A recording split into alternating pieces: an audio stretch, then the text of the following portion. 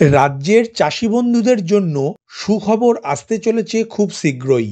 কিছুদিন পরেই রাজ্যের কৃষি বিভাগ রাজ্যের কৃষকদের ব্যাংক অ্যাকাউন্টে চলতি অর্থবর্ষে কৃষক বন্ধু প্রকল্পের দ্বিতীয় কিস্তির টাকা দিতে চলেছে।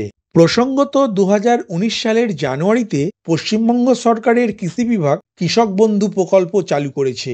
তবে 2021 সালের 7 জুন তারিখে এই প্রকল্পের নাম পরিবর্তন হয়ে কৃষক বন্ধু নতুন নামকরণ করে রাজ্য সরকার, যার উদ্দেশ্য ছিল পশ্চিমবঙ্গের সমস্ত কৃষকদের কৃষি কাজের জন্য আর্থিক সহায়তা প্রদান করা এবং কৃষকদের অকাল মৃত্যুর ক্ষেত্রে কৃষক পরিবারগুলিকে সামাজিক নিরাপত্তা প্রদান করা।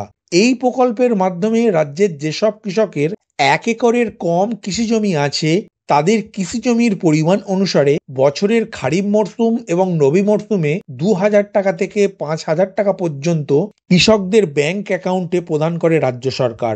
অন্যদিকে রাজ্যের যেসব কৃষকের 1 একর বা তার বেশি কৃষি জমি আছে তাদেরকে বছরের খারিফ মরশুম এবং রবি মরশুমে 5,000 টাকা করে মোট 10,000 টাকা প্রদান করে। আজকের আপডেটে আপনি জানতে পারবেন কৃষক বন্ধু নতুন প্রকল্পের মাধ্যমে রাজ্য সরকার কত কোটি কৃষকের ব্যাংক অ্যাকাউন্টে কত কোটি টাকা পাঠাতে চলেছে সেই সম্পর্কে বিস্তারিত তথ্য। সেই সাথে আরও জানতে পারবেন রাজ্যের বিভিন্ন প্রকল্পের সুবিধা সাধারণ মানুষের কাছে পৌঁছে দিতে প্রস্তুতি শুরু করেছে নবান্ন সেই সম্বন্ধেও। এছাড়াও সাম্প্রতিক বন্যা ও দানা ঘূর্ণিঝড়ের কারণে রাজ্যের যেসব কৃষকের চাষের জমি ক্ষতিগ্রস্ত হয়েছে তারা কবে বাংলা শস্য বীমা প্রকল্পের মাধ্যমে ক্ষতিপূরণের টাকা পাবেন তারও বিস্তারিত তথ্য আলোচনা করলাম। নমস্কার বন্ধু, আপনি দেখছেন আপনার প্রিয় চ্যানেল কুন্ডু টেলিকম, সাথে আমি অনিমেষ। আপনার কাছে ছোট্ট অনুরোধ, আপনি এই চ্যানেলে নতুন হলে সাবস্ক্রাইব করবেন চ্যানেলটিকে এবং অল নোটিফিকেশন বাটন অন করে রাখবেন এই পরিবারের নতুন নতুন আজকের আপডেট সবার আগে জানতে। ভিডিওটি আপনার কোনো উপকারে এলে অবশ্যই লাইক করবেন। চলুন শুরু করা যাক আপডেটটি।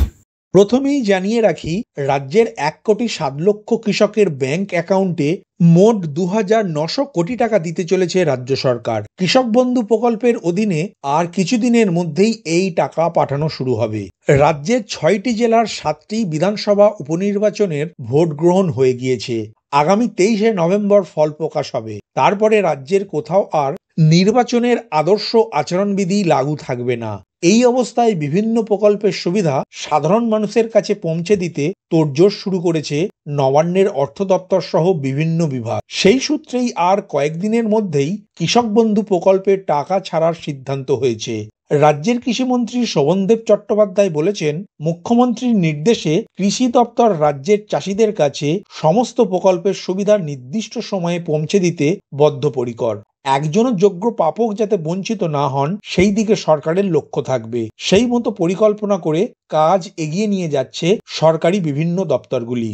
নবান্ন সূত্রে খবর, চলতি অর্থবর্ষে কৃষক বন্ধু প্রকল্পের দ্বিতীয় কিস্তি হিসাবে এই টাকা দিতে চলেছে রাজ্যের কৃষি দপ্তর। ইতিমধ্যেই জেলাভিত্তিক উপভোক্তা তালিকা তৈরির কাজ প্রায় শেষ। মোট উপভোক্তার সংখ্যা গতবারের তুলনায় প্রায় 1.5 লক্ষ বাড়বে বলে জানা গিয়েছে। এখানে উল্লেখ্য, লোকসভা নির্বাচনের পরে গত জুন মাসে চলতি বছরের প্রথম কিস্তির টাকা রাজ্যের 1,02,00,000 কৃষক পেয়েছিলেন। কৃষক বন্ধু প্রকল্পের এই 1,02,00,000 কৃষকের সাথে আরও 1.5 লক্ষ উপভোক্তা বাড়তে চলেছে। অন্যদিকে 2019 সালেই বাংলা শস্য বীমা প্রকল্প চালু করে রাজ্য সরকার। সম্প্রতির দানা ঘূর্ণিঝড় এবং প্রাকৃতিক দুর্যোগের কারণে কৃষিকাজে ব্যাপক ক্ষয়ক্ষতি হয়েছে।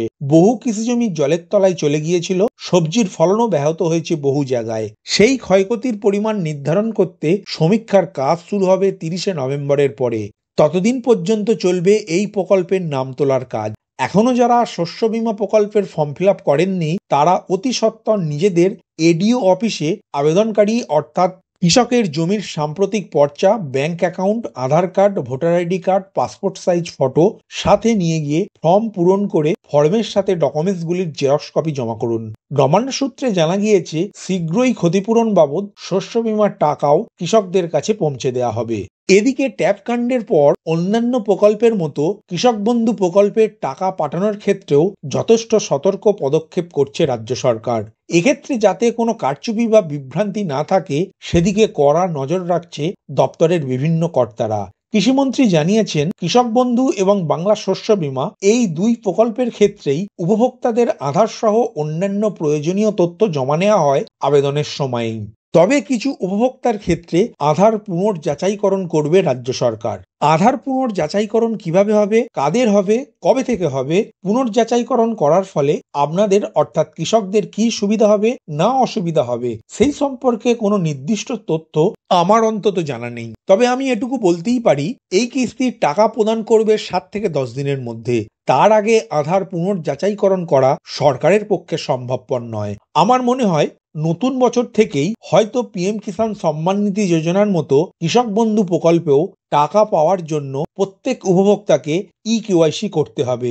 এই প্রক্রিয়াটি চালু করতে পারে রাজ্য সরকার। ভিডিওটি প্রথম থেকে শেষ পর্যন্ত দেখার জন্য ধন্যবাদ। এই ইনফরমেটিভ আজকের আপডেটটি আপনার বন্ধু ও পরিচিতদের জানাতে বেশি বেশি করে শেয়ার করবেন, আর অবশ্যই কমেন্ট করবেন ভিডিও সম্বন্ধে আপনার কোনো ডাউট বা জিজ্ঞাসা থাকলে, এবং আপনার কোনো মতামত জানাবেন। ভালো থাকবেন, সুস্থ থাকবেন।